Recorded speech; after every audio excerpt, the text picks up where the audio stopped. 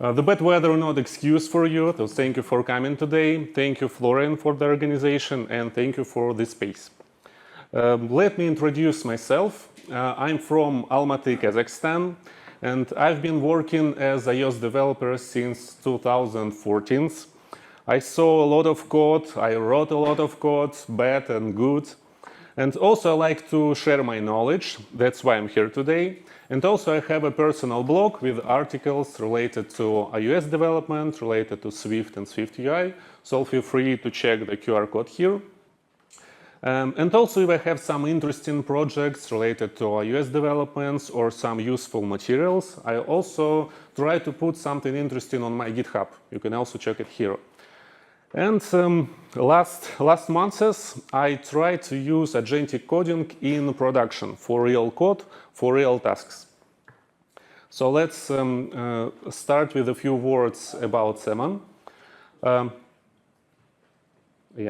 work for Salmon. Actually, it's a group of companies. It's a licenses bank. It's a financial businesses and technology platform. We're based in Manila in Philippines. And when I started work for Salmon, I knew almost nothing about Philippines. But actually, it's a rapidly growing market. A lot of people live there. A lot of young people live there. They need a modern financial system, modern application to use.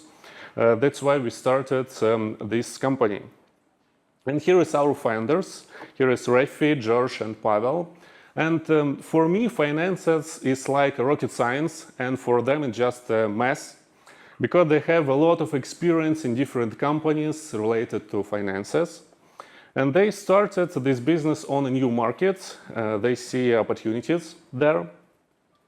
And also, in last months, we have a new investment round with 100 million. And it's also in the whole sum, it's 310 million for the whole investment from different partners, from different companies. And for me, as for developers, of course, it's just a sign of stability, that everything will be good. I can plan my future in this company, can write good features, and understand that everything will be stable. More interesting numbers for me as for developer, this one, it's digits related to mobile applications. Right now we have 7 million app download. It's for both platform, for iOS and for Android. We have 2 million actively users per month, also for both platform. But it's good that we have a good rating, that the people trust their money for us, and they can see good rating. What we actually built, what inside our application, actually we have these products. It's a credit line, it's a few loans for product and for motorcycles, and time deposits. Of course, we use AI because it's very hype and very trendy. It's hard to skip it nowadays. And we use it not only for the feature-facing products, for user-facing features. You can see some liveness when we scan the face and understand that these people who use the app. We also use it inside for coding, for planning, for task creation, and so on. So today I want to share my own experience related to iOS development. And of course, company and products means nothing without people. I like actually my team, and here is my colleagues here. Here is Nika and Lana. If you have some questions about it, just ask them. Please raise the hands. Nika, raise your hand. We work remotely. So, for instance, I work from Almaty. It's my base city when I work from. And we have people in different countries, in different cities, and we try to adapt our processes for remote team. I want to share also some personal stories about working for Salmon, because when I started to work, I was a bit afraid, because when you work in bank, you may expect some restrictions because the banks has some regulations. You can share your ideas or create something interesting.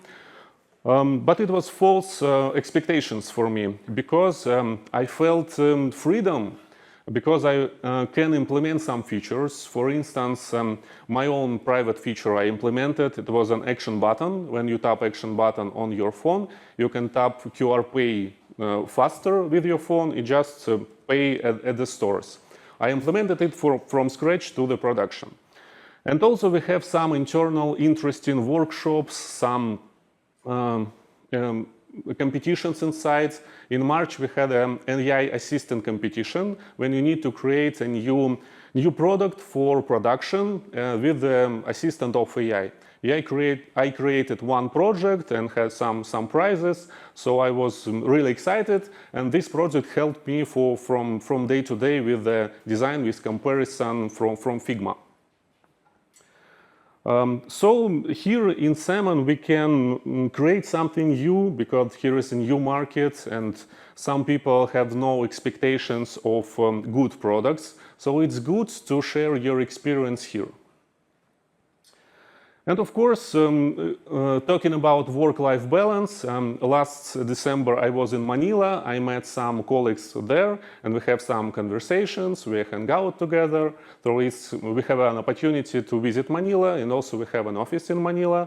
So anyone can join our team and share their not work but a life experience.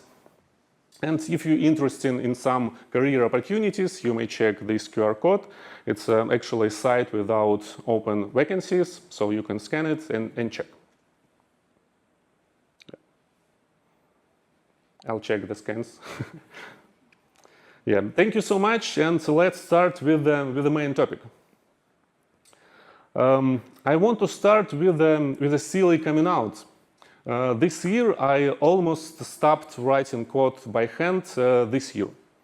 It doesn't mean I was fired or I had less tasks. I had a few tasks in backlog.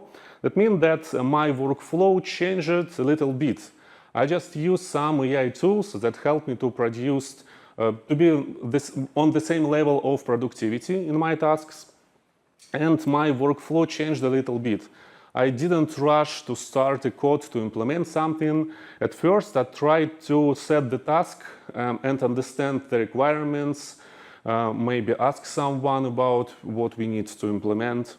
And also, I tried to share this context with the agent, try to write it down, to check implementation, for instance, on Android, and to summarize everything and put it into agent's brain. And as the last step, I review the result. So I see the final code and I can run it on the simulator and check that everything is good or not. But the important part here that my responsibility isn't changed. Almost all bugs are mine bugs, no matter how I implemented this one. All crashes for users in production, also my crashes, because the responsibility is for developers. It doesn't matter which tool you use to generate your code. And of course, this shift is because of the AI tools I used. I started with not so smart tools, but really useful with the auto completion. And it already felt like a magic when you try to start writing the function, just the name, and model tried to predict what do you want to implement. It was already really cool. I don't need to write code again. After that, we saw plenty of different chat interfaces. The pioneer here was the ChatGPT. We use it actively with different models, and we saw Claude, we saw Perplexity, a lot of different chat interfaces everywhere. And it already was the next step. We can just copy some codes, put it inside chat, ask something, try to refactor it, implement maybe something new. And after that, we need to manually copy it back to the project, check the result, everything is good or not, fix the issues, and so on. And the last step is agents. So for me, agent coding is when you can complete the whole task with agent. So you need to produce less manual steps. You can automate more and more with agents. I remember a few moments when it clicked for me. I tried to implement a new deep link inside our application, and I just wrote a simple prompt. Here is a deep link, here is the parameters, just implement it and check the docs. And the agent implemented it, it understood the navigation inside the project, And after that, it checked that we have unit tests inside project, and it implemented a new one. And also checked that we have a debug menu with a special sections for deep links. And it also implemented a new section just for these deep links.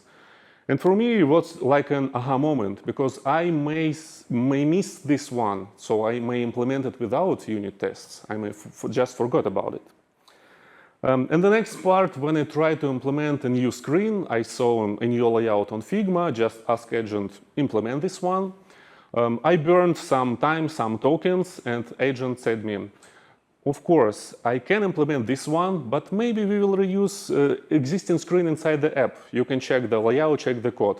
And it actually saved my time, because I don't need to implement this one again. So I may skip it without agents. And today let's try to decompose the agent's development for the three parts. The first one is the context. When you need to put some restrictions and your platform context inside the agent. The second one is tools, when the agent really acts and may validate the results. And the last part is integrations. So the development is not only about coding, it's also about design, about backend development, about some requirements. Let's start with the context. How to put everything we know about the platform, about our project to the agent. So the first very easy step is the basic instructions inside your repo. Personally, I prefer Cloud Code, so you can put CloudMD or AgentsMD or just create some symlinks for different agents. It is the basic instructions how you work with your project. I treat it as the onboarding for a new developer. So just make it conscious, a few sentences about your minimal targets, about language version you use, how you work with navigation, with localization, something about the structure of your project that may be unobvious. The next part is the documentations. So you may write additional articles inside your repo to describe how you work with architecture, with patterns you use inside, maybe some coordinators or navigations pattern you use. So something that may be useful not only for agents, but maybe even for your developers, for your colleagues. And the last part is the team constraints. You can also describe how you work, for instance, with Git, how you name your branches, how you work with localization, resources, and so on. Everything related only for your team that may be really useful for your team. The next part is the platform context. I tried to visualize it with this picture. So for me, I use development based on three elephants. The first one is Swift. It's a language we use. Objective-C is still used in some projects, but it's not so popular nowadays. And two more elephants, it's interface frameworks. It's Swift UI and UIKit. UIKit is still very popular, many companies use it, many projects was written in UIKit, so it's still here and we need to use it. And also some tasks may be not implemented only with Swift UI. You still need to understand UIKit to implement something.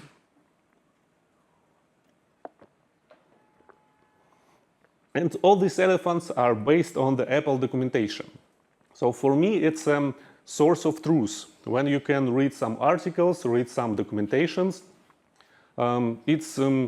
it's very new, very fresh, because Apple tried to update it with the new frameworks, with the new language updates. So it's a good basis, almost all information you can find in documentations, in WWDC sessions. So it's good to connect it with the agents, so they can use this information for implementation. And how I configure it for my workflow. The first one is CloudMD. I just describe all instructions for my colleagues and for my agents. And we also have a folder with docs. So you may describe some architecture pattern, how you work with design system, and so on.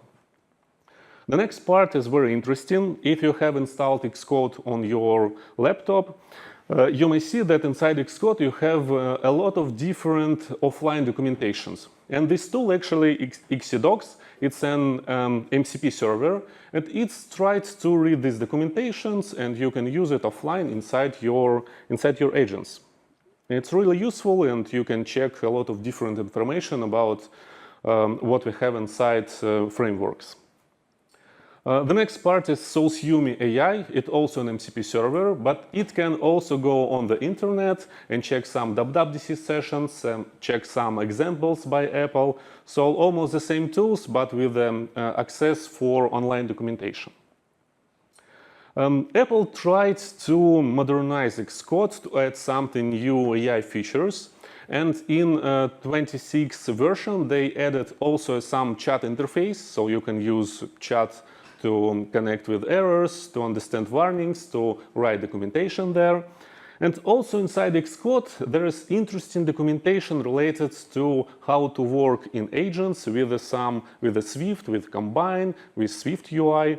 And this documentation is free. You can open Xcode and check everything. So I just published it on GitHub to check it fastly. So you can check it also on my GitHub.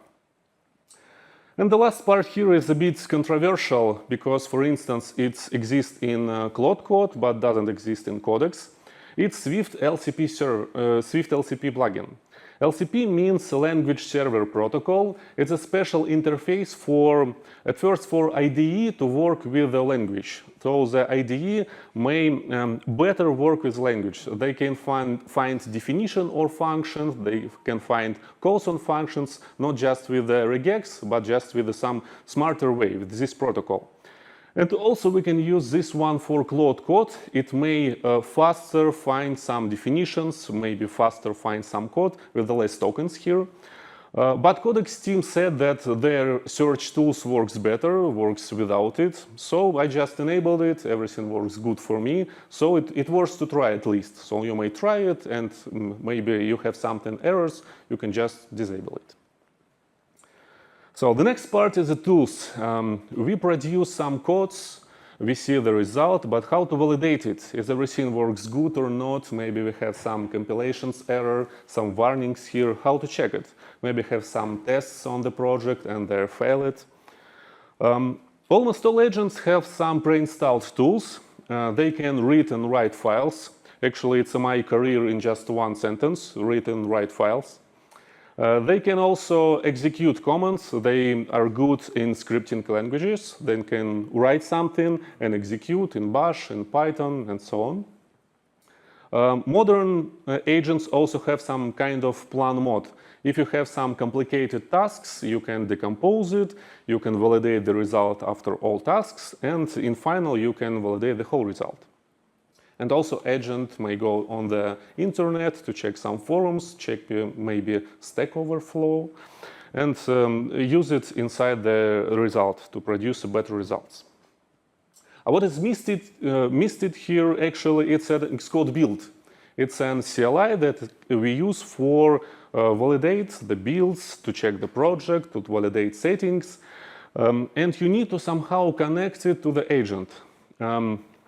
The most easier part, just to describe it inside CloudMD, inside AgentMD, you can just write a few comments there, how to use it, which parameters we may use.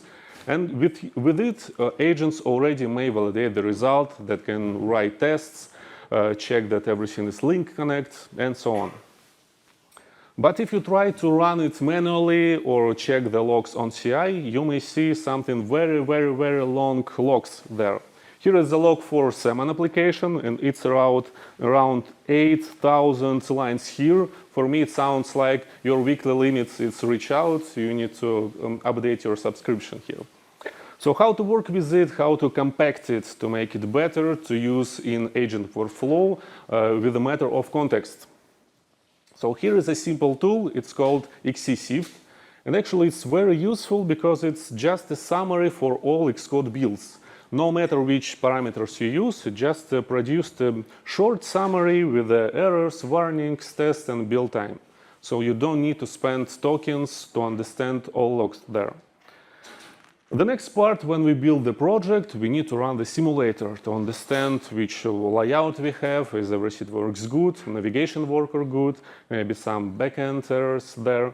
So actually we use the interface of Xcode to it. So we boot, install, launch on the simulator and click some buttons here. And with the helping of open source community, we have these great tools. It's called Xcode Build MCP. The name is actually very descriptive. It's an Xcode build interface connected via MCP. So it's a bridge between Xcode build for agent, so it can run tests, check the results, validate everything, and also it has internal tools for working with simulators. It's very important for mobile developers, because on the web we can run browsers, can check the whole layout there, check the DOM, and everything very easy. But with the iOS applications it's a bit harder. So it's a good idea to connect simulator to your actual agent. And with this tool it's really simple, really useful. Also, we have some new interesting update from Apple team. We have a minor version of Xcode, it's 26.3, but this version has an interesting new agent mode right inside the Xcode. So here is an example from Salmon application. I just asked to validate the layout there, to check the preview, and check the formatting of the phone number. So the agent went, it built the project, and checked the picture from preview, and validate that everything works here. For me, I see a few pros and cons of use this mode here. Is everyone tried this in new Xcode? With agent mode inside Xcode? Okay, one hand. Okay, please share your experience, because for me it's not so good. It's maybe very good for the first time. So here is the pros. You need to less context switching. You don't need to use terminal. You can use the same IDE.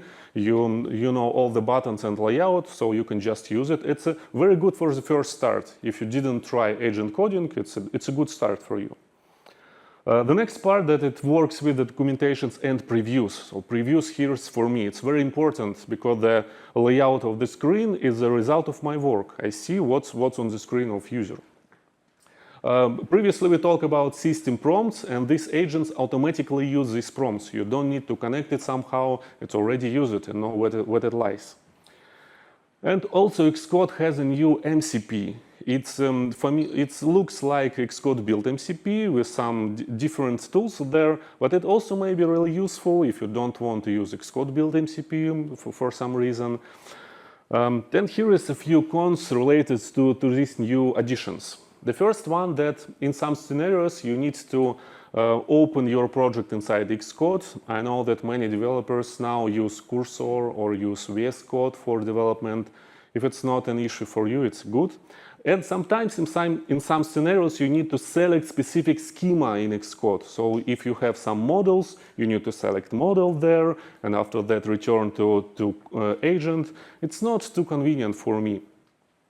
The next part, that inside Xcode we have right now two agents. It's Cloud Code and Codex. And we have outdated versions. You can't update it. I saw some notifications about new version, but it's still outdated. So all bugs, all bad behavior there already included inside Xcode, just use it. I see some features limitations. For instance, in Cloud Code, I like insights command. When you wait a little bit and see the whole web applications about your experience with Cloud Code, when you're good, when you're not, you see some insights about your using, and it's unavailable in Xcode. So why I need to use Cloud Code here? I can use it in terminal with the more features. And because of this mode inside Xcode, at first you need to create a new project. It's okay if you already work for a team, but if you're an experimenter, you're a web coder, you need to create new applications, this one is unavailable for you. You need to create a new Xcode project manually. And it can run simulators. It's a big issue for me. That's why I prefer Xcode build MCP. Maybe on WWDC we will see some new additions to this mode, but right now you can't use it. So you may also use some combinations with Xcode build MCP, just some wrappers around Xcode build and this mode. So it's okay to use the combinations of all these tools. And the last part, but not least, it's integrations. Because all developer tasks, not about coding, not about just Swift functions, it's also about some product requirements, feature flags. some backend logic, some design, and so on. So you work with different teams. We in Salmon use Jira and Atlassian. It's a source of truth for our documentations, for our tasks, so where we connected with our managers to understand that we implemented everything good or not. So it's good to connect this one with the agents. No matter which one issue tracker you use, it's a good idea to connect it and to understand that we implemented everything correct. We see the acceptance criteria, even the project builds, it doesn't matter that you implemented everything correct. And you also connect it with some maybe Android implementations to validate if the implementation is the same or not. Maybe we missed something. And you can also see some related tasks. Maybe you just skipped something very important that was some maybe in threads, maybe in some comments. My favorite part here is the Figma. When you work with the new screens, when you want to implement something new, we see the new design in Figma. It's very popular instrument for design. And Figma also had an official MCP server. I also saw some unofficial MCP servers on GitHub. But it's a good idea to connect this with your agents, because for me it's an everyday task. When you see a new screen, you need to implement it, create a new model, and so on. Agent may understand your design system and see the whole layout. It can validate the text there. It can combine everything together and see design system here. And also you may see that on the right of the picture, I see profile page view.swift. That means that I connected my GitLab repository with Figma. So the agent may fast find this file I want to change, I want to implement here. So it's just a matter of speed here. So it's just additional tools to connect everything. And for me, it's a game changer because I don't need to spend time to check the result. I just check the layout, maybe some spacers. So agents are not so perfect in pixel perfect designs. So you still need to tweak something, some spacings, or check that the layout is correct. But it's time-saving features from Figma. And the last one is a backend. I work with a backend with different endpoints. For bank, it's maybe something specific because we try to not store some user-related data locally, so we use different backends and different endpoints. It is also a good idea to connect your documentations. If you use Swagger or OpenAI, it's good, or you can see it somewhere on Atlassian and Jira. It's also good to connect, so the agent can understand the final implementation. So what described in the documentations. But another really good step here is to check to validate the real traffic inside your app. When I debug my applications, I use Proxyman. It's a popular instrument for proxying. You may see the whole traffic inside your application. If you go to Firebase on your backend, you may check every responses, every headers. It's very useful.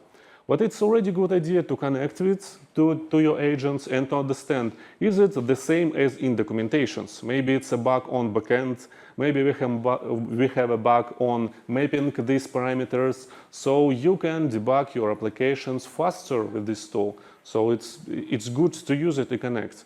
No matter which one you use for proxying, so it's okay to check the real traffic.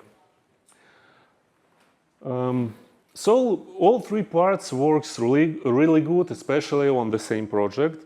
But without agents, you will see that the code will be just average code. Maybe you need to adapt it manually for your team constraints, maybe for Swift-Lint rules you use it. So you need more manual work here. And without tools, you need to check your results manually. You need to run it on simulator, check the layout on different screens, maybe check some localizations issue, and so on. And without integrations, agent may see only the parts of the tasks and don't see the whole scenario, the whole picture of the tasks. Yeah, and when I started in 2014, it was hard to imagine how far we would come. And all new AI tools for me, I really I can automate my routine, I can be more productive in some different tasks, and it opens new opportunities for me. But there is an uncertainty because it's hard to predict how our products, how our teams change even by the end of the year. But for me, it's a sign that we need to keep learning, we need to use new tools and adapt for all new changes. And that's what we have done today with you. So thank you so much for your attention. Feel free to ask any questions. Also, here is a QR code with all materials and all tools I mentioned in the slides. And also I have a few gifts. The first tumblers will be for the first questions. And I have some personal prizes for me, so feel free to ask any questions. Thank you. 감사합니다. Do you have any questions? Thank you for the presentation. I wanted to ask a question related to agent skills. Do you use them? And if so, what are the most useful ones that you find very handy during the iOS development process? Yeah, great question. Because skills are very popular nowadays. I see a lot of open source skills and we try to use them in our teams. We try to share some skills inside the team because someone used something personal that may automate some routines. For me, the silliest one and the simplest one is the skills that created a new GitLab merge request for me. It just checks all diff and write a short description about what was implemented. So before it was just manual work. I need to check everything to highlight something important parts here. And it's just some little tool that helped me to save some times. And also we have some open source skill. I try to experiment with different ones. The most advanced one is superpowers. It's also on GitHub. It's very popular. A lot of GitHub start there. It's try to help you with the implementations. It try to create a plan to how to validate the results. Maybe you need some tests. It's very complicated maybe in some tasks, but I found it's useful. And we try to collect skills inside our companies. We have a repository for all skills, for all teams. And for me, just an inspiration. I can check that we have some automation in different team. Maybe I may reuse something, maybe from Android. So, like that. Thank you. Yeah, thank you so much. And just to bounce back on this, do you know around how many skills, like internal skills, do you have? And is there any like team meetings or about how do you update skills? Like how do you decide, okay, we need a new skills? How does that work internally? Legacy for skills, yeah? So, how we update it from time to time. Yeah, how do you decide, okay, we need to create this internal skill and how do we update it because someone finds something better or new models? How do you work? Like, we have a separate repository, so we don't store it inside our iOS repository. And you can connect it with the skills. Skills as such is very popular managers for skills. So we try to use it from day to day. And if you have some problems, you can just share it with your colleagues. And after that, we tweak it a little bit. So we try to use it in different scenarios. It becomes stronger from day to day. Yeah, thank you. Thank you for your talk. The next question is, so when does AI start slowing you down? And which tasks is not good for AI in your personal experience? It's a good question from my colleague. We work together in one team. About the speed. Yeah, I don't see the boost like on the internet. I don't feel like I'm 10x developer, that everything I can finish in just one day and chill the whole week. So about hard parts, for me it's something related to complicated layout in Swift UI. Because it's maybe hard to tweak something, to wrap everything around and make everything pixel perfect. So I need to sometimes to manual experiment with someone. Maybe it's a lack of my knowledge, but as for conversations on the internet, I see that the layout issues are still the issues. And the next part may be planning. If you try to implement the whole complicated tasks, you need 10 screens from Figma, you try to do it in just one prompt, you may just burn all your tokens. So you need to decompose it previously. For me, it's sometimes it's manual work because I need to understand that everything will be correct, that I don't spend times on it, I don't spend the whole day just to unused code. So maybe something complicated is something related to product requirements that is not on the paper. So you can check it in the documentations, you can only ask your colleagues. So you need to document everything and make it new and updated. Thank you. Yeah, thank you. Tumblr for you. I'm here.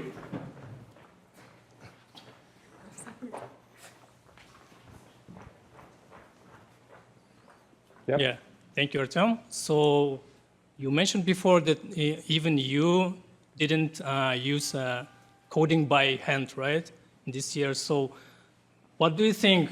Do we need to improve our coding skills in next year or two, or we need to improve other skills because of this AI agent coding? Yeah. Okay. Thank you. For me, it's a good sign that we need to still use our hard skills. So you need to understand what agent produced. Or for instance, in Swift, how strict concurrency works, how Swift UI layout works, because you need to you may spend more time to debug it, to validate the result, and you don't understand, because I read some stories that you may produce a lot of different codes, but you don't know how everything works, and you need to debug and spend more and more time. So for me, it's still, at least today, it's needs to understand some hard parts of the app. You need to understand languages. But I see in interesting projects that we have some language that was written especially for agents, not for people, but for agents. So we would just check new technologies, check the temperature and atmosphere there, and just try to adapt. So right now I see that the hard skills are important, still important. Thank you. Okay, thank you. First of all, thank you for nice presentation. Could you please the screen? You showed us pros and cons. Cons, please. Yeah. Yes. And there is mentioned the use of outdated agents with the feature limitations.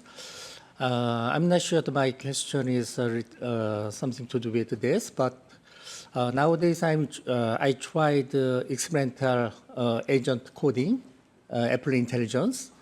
As you know, the two agents and one OpenAI living in Xcode, Codex and Claude and OpenAI ChatGPT. But nowadays, I just tried the experimental project, and there was all of a sudden my use of my limitations, and they require me to update the paid service. But I'm not sure how much cost and how far I can go. Not sure there is it's not unable to measure what service is for me.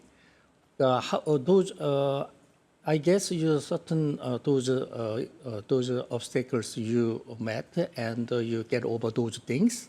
How did you get over those limitations you stopped? Yeah. So the question about the limitations. Yes. Here, yeah.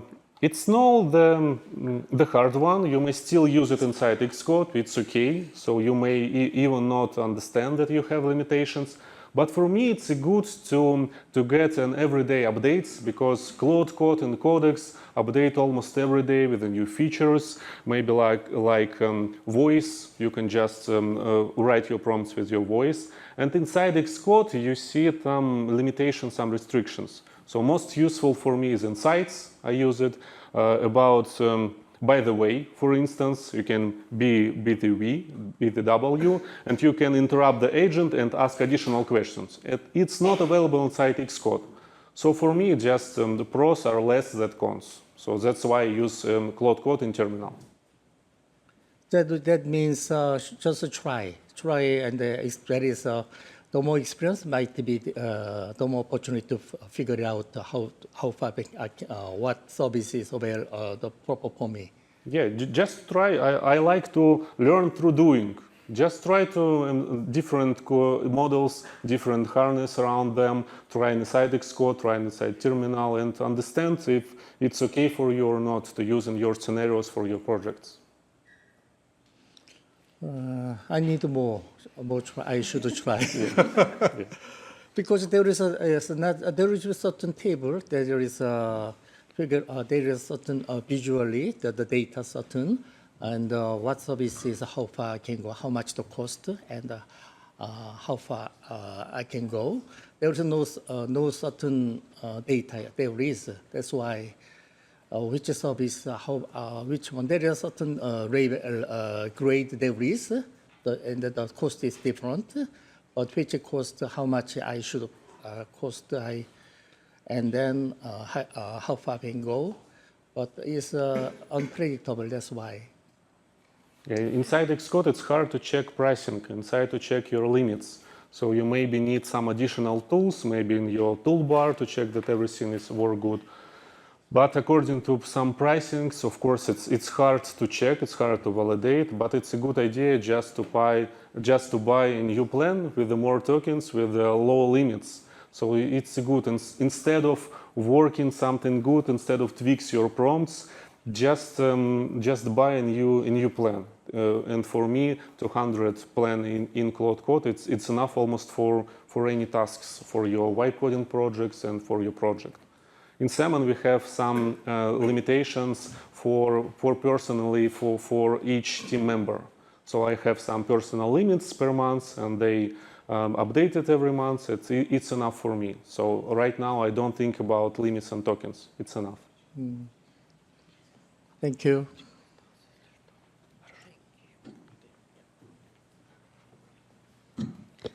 This might not be strictly about technicality, so excuse me in advance, but can you please walk through or demo Salmon just on a small iOS task, like pulling a Jira ticket or to know how the project flows? For example, from the Claude's Markdown or documents, rather than just producing generic code. So just a short simulation of the Salmon itself, if that's okay. So the question about simulations, about the writing yes. on the simulator, The simulation or just a walkthrough of simple functions, because I was curious how Salmon works.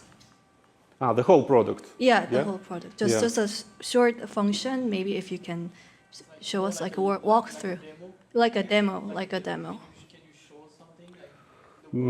I'm not sure I'm ready for it. Of course, I have some simulators, but it will maybe some time consuming. I will show you in private on my phone. I have some demos of the applications, maybe some test users. But actually, we have some stands. We don't test our applications in production. We have some testing, some stage to create new users, to create new products, and to simulate some states to validate that my feature is working. It helps me a lot. And after that, we just run it in different simulators to check different features, to check that everything works, and we can validate that my feature is implemented like that. May I pivot to a short question? Yeah. If then, how much are you sure that Xcode helps you create useful code instead of just a generic Swift code?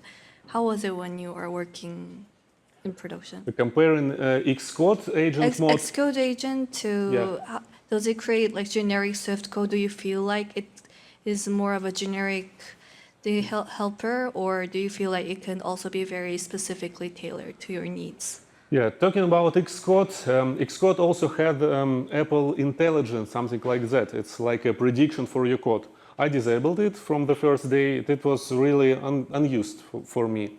In this case, I use GitHub Copilot sometimes. It has a special Xcode extensions that help me with some tasks when I really need to write something manually.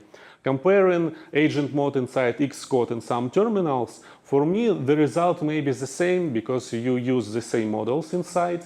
maybe some outdated versions of harness around it, some Cloud Code and codecs, but it's not a big problem. So if you want to use it inside Xcode, it's okay. You can connect the same MCP, you can connect skills. So you may tweak it for you, and the result may be even better than in the terminals. It depends on how you use it. So my short question is yes, you can use it. Thank you. Hello, thank you for a great presentation. I have a question regarding design, UI. I'm not good at designing, do you usually use AI for UI? Because what I see nowadays, when you are using AI for design, everything is like general, like hovering, button, color, everything is same. So if you use it, what kind of AI or maybe skills do you recommend us to use for UI? And my second question is actually about like, I have read recently article. People are thinking about AI agents not as a tool, but as a stack. What is your opinion about it? And if possible, a friend of us gave question about skills. But when I use AI agents for coding, the code is actually, I don't want to say it, but it's trash sometimes. So what kind of skills exactly do you use for coding? Thank you very much. Okay, 3 questions. The first one about design, how to produce a good design here. At my work task and my workflow, I don't create a new design. I just use the existing one from our professional designers, and I just to implement it. But for my personal project, of course, I try to implement something, to implement a new mobile application, to implement some websites. I try to wipe code something. And I see the problem that it's hard to create a really interesting, really cool design there. And from the last tools, I remember that the Google had a Stitch, maybe something like that. It's a good for some inspiration when you need to find ideas how to implement something. But maybe it's cheaper to find a designer to create a new design right now. So the people here are the best. My wife are now teachers teaching on design. So I have a free designer in my family. It's good for me. Yeah, and also last days I use Cloud Design. Yeah, also my colleagues made the presentations before on Monday, and it was generated by Cloud Code. It looks pretty good. For me, it's just a manual work, so here everything created by human. But it's also good. I try to update my blogs to make something really interesting, because right now my blog looks like a blog of developers, but I want to make it a bit more interesting, maybe some fancy tricks here, and I try to implement it with Cloud Design, and for me it's a good result, so it's worth to try. So here is 2 tools I recommend to try. The next question, what about the stack? Yeah, people are thinking as a future of AI, not as a tool, but as a stack. So what is your opinion about code agents, like agents actually? I mean, Cloud Code and maybe Codex or maybe another.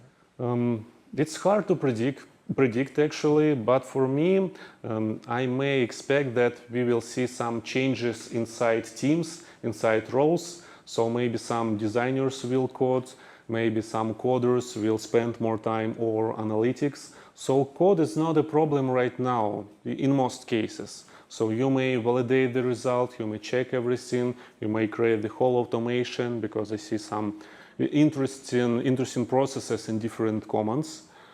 About the stack, right now AI is just a tool for me, so it means nothing without people. So in good hands, with the good skills, you can create really good startups, you can create SaaS in one person and make more money, but everything inside our head. So you need good ideas and good skills to use it correctly. So for me, I see that some people will get more result with it, maybe this year and next months. And the last part about skills, yeah? Yeah, again, skills. I mean, what exactly skills do you recommend us to use when it comes to coding? Because sometimes when you prompt, it makes really worse sometimes. I'm not saying, it's like, the new models are really great, but they make mistakes sometimes. So when you are reviewing, you have to refactor it. So Yeah, about my stack, I tried to stay it as simple as possible. You don't need a lot of different skills, a lot of prompts. You don't need orchestration to create just a simple application. So just to try to use it, if you, especially if you don't use some skills, and just to highlight some problems, some maybe bad prompts you use. You may ask Claude Code about the sessions, what was wrong, how to implement it. Maybe you see some repetitions and you may ask to suggest a few skills. So you just need to try. About the skills recommendations related to maybe iOS developers, I recommend to check skill.sh. It's a popular manager for skills, and you can just write Swift iOS or Swift UI, and there is different interesting popular skills. And also what's very important here, that you may check that there is no need issues, no vulnerabilities inside the skills. You can validate it with the checks from the service. So it's good to find something that really fits to you, to your workflow, to your project. Thank you very much. Yeah, thank you. I have a last one prize, and I decided that I'll give it to the best questions. So who is without tumblers? Feel free to ask. Hello. Yeah, Thank you for your presentation. And I have a question. You mentioned it's important to have good hard skills. And specifically, particularly for entry levels, is it fair to say that they need to learn a new hard skill, which is to communicate with AI agents rather than programming language? It's good to use AI for learning, because when you need to implement something really new, it's good to use it for different tasks. And also in some agents, you may see that you can enable some learning mode. When it implements something, it also describes what does it mean, what the code is it inside. It's hard. It's good to use this tool, these tips, what was implemented. And I try to wipe code some products, like I have Telegram bots, and I try to use Python. It's unfamiliar for me. And actually, sometimes I don't understand how everything works. So right now it's not a problem for me, but if it was a real product with real users, so sometimes you need to describe how everything works, how to fix something faster, how to enable analytics here. You can also ask your agents to implement it, but it's good to understand how everything works. At least the big architectures, what you need to implement and how to implement it. So maybe in next months and next years, we just see bigger pictures for implementation, not for language and some functions, but maybe some product restrictions, maybe some analytics and so on, something related to product. Mm-hmm. Okay, thank you. Thank you. First of all, thanks for your presentation. From your slides, you mentioned using cloud.md plus docs for the context. How do you structure and maintain those files as the project scales? I try to revise it from time to time, because it's need to be conscious, and if you do something, you need to validate it, because it's added to all your sessions. When you create a new sessions, it's added every time, and you don't need to add some features inside it, how your folders layout or your models inside. It must be very, very, very short. Yep. Inside documents, don't use in every sessions, so it may be a bit more related to context, and you may mention it. So if you work with design system, you can mention just document related to design system. If you work with localization, you can mention just localization documents. And you may also write in system prompt. If you work with these models, it's enable localization, use these docs, and so on. So I try to revise it from time to time, to remove something, to add something new. And right now, in our team, we try to sync it between different members of team. So the doc will be the same for all of us, so we can reuse it and work with it together. Thank you. Thank you. Okay, we have more.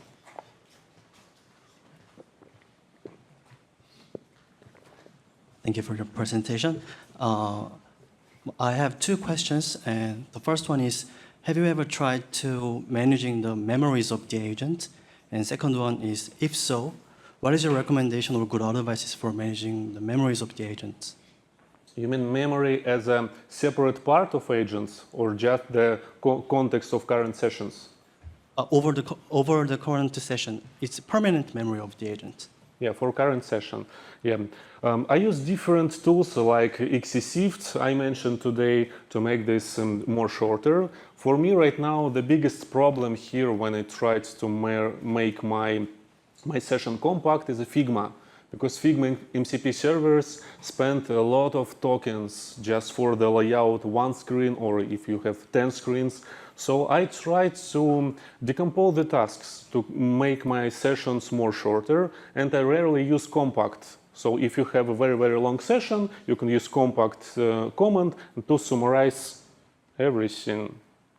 Yeah, about memory. So I tried to write less prompts. So if I see the result, if everything is okay, it's a good sign to commit, good sign to check your task that everything works good. So I try to use just shorter sessions because also it's a problem related to big context. When you have a lot of information, the models start to hallucinate a little bit about everything that we mentioned before and about some tools inside. So it's good to just clear and to start from scratch if you committed all your changes. Sorry to bother you, but I have to elaborate my question before. I meant permanent memory of the agent, not just living in current session. Not for session, but permanent, like Yes, CloudMD, how I can manage it. Yes. Yeah, so it's about CloudMD when you can write the whole prompt inside. I think there is a cloud memory nowadays, so. So you're about cloud memory. Yes. Yeah, about special tools for cloud. Yes. I don't use it. Oh. Yeah, I don't need it for my tasks. Maybe I need to try it because I read that it's maybe useful in some cases, but I just didn't try it. So every session you have to start again. You should explain everything to context every single session started, right? Related to tasks, yes, I tried to write additional documents related to my features. For instance, if I want to implement a new cashback features, I just tried to describe something, to see the result from agent, and save to the separate MD file around maybe in docs, maybe related to features inside the models. And after that, I can reuse it. Just check everything. Maybe I have some tasks with the check marks. So if you're done, just check marks. So it's a simple practice for me. Maybe I need something more complicated, but it works, so I just use it. Thank you. Yep, thank you. Thanks for the presentation. I have a question about a simulator. When I let my agent review the result on a simulator with iOS simulator skill, the agent, I saw the agent was using the tool IDB. Yeah. So my question is, does your agent use a better tool than IDB, or just create the test code on simulator? Yeah. IDB is okay to use, and as far as I know, inside Xcode build MCP, they used a special AX. It's a separate package on GitHub. It allows you to interact with simulator, to use some gestures, to scroll something, to tap the buttons. And it's okay to validate some scenarios, but it's already high token consuming, so you spend more tokens on it. So it's a better idea to automate it with UI tests. So if you have repetition scenarios and you need to run it again and again, it's better to write UI tests for it. Yep, thank you. We have more. No, I have some. So the first one is you've been talking about Xcode, but what about outside of Xcode? I think something which is great about AI is you said you don't write code anymore. So why even opening Xcode, right? why just opening a tool that you can just compare code left and right, a diff tool, or I've been writing some iOS, and I've done a lot of iOS on VS Code, not even Xcode, just on Cursor, or now even with AI now, I use my editor of choice, NeoVim, to write iOS applications. So what about a life outside of Xcode? Did you try? Are there some people at Salmon that don't use Xcode at all? And Yeah, does that work? I try to use different IDEs because, for instance, VS Code is very popular and you may use it for web project, for backend projects, and it's a good idea to use it for all stack you're working on. So for me, sometimes it's hard because you don't remember some shortcuts, you need to add some building tools for it, but really with agents you don't need to do manual tasks. You can just ask your agents, but it's good to see really diff, what's added, what was removed. So I try to use VS Code. Last year I tried to use Cursor. It's not so convenient for me, but it's also okay. And related to agents, I try to use Terminal because almost all new harnesses are written for Terminal. Copilot CLI, Gemini CLI, Grok CLI, almost all inside CLI. So I just try to use CLI as much as I can. I try to use lazy Git instead of visual interface. It's good for me as a practice. So actually you don't need to open Xcode, but the two reasons I run it every day. The first one is the previews. So I check the result that everything works good. It's good to see that previews works here. Sometimes it doesn't work, but it's okay. And the last one that sometimes when I want to build the project, it works faster than inside CLI. So inside Xcode they have some build system tricks, and sometimes it's built just faster inside Xcode than in CLI. So it's just the two reasons. And my last question would be, from a developer to another developer, from someone who does development not as a job but as a passion, as something I love. I'm always, sad about AI because we are always, especially if you work for a company or if you have your own company, you trade off productivity. You want to develop more features, so AI allow you to develop more features, but at the same time, you say you don't write code anymore. And to me, this is painful. I love writing code. I love the thrill of it.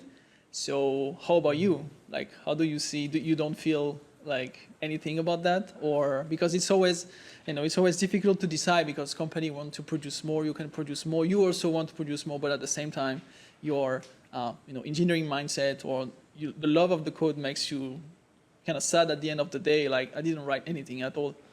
Yeah, I'm a bit sad because I like coding and it's my passion maybe.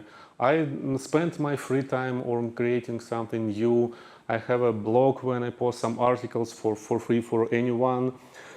So I just tried to adapt. So I just want to find some fun in using of different stacks. I try to implement something new, some new products, because all my career I was just iOS developers or native iOS developers. That was okay for me. And now I have more opportunities. I try to see some fun of creating something interesting tools there. So it's okay for me right now. I don't have a depression. So I just tried to understand something new, to learn something new. All right. So for more questions to Artem, we have the networking. Thank you so much. Yeah, thank you. And last prize for me. I have a special prize for me. Here is the book. Last week I was in Shanghai, and the bookstore I see this book. Actually, it's written in Chinese, so I don't understand what it's about. But with this book, you see the difference between different countries and different companies. Because in some companies, you may be fired of using OpenClaw. But in China, as I know, you need to, in some companies, you need to automate one task per day. And if you skip a few days, you will be fired. So it's a big gap on the industry. So sometimes you use this one, sometimes don't use this one. And OpenClaw is a good stamp of time. It's a good memory. I don't know we'll use it on next year or maybe we forgot about it, but it will be a good memory about nowadays and about this meetup. And I want to share this book with this guy with 3 questions. Yeah, thank you so much. Yeah. So come to the next meetup next month and tell us, and explain everything. Thank you so much. Yeah, thank you guys.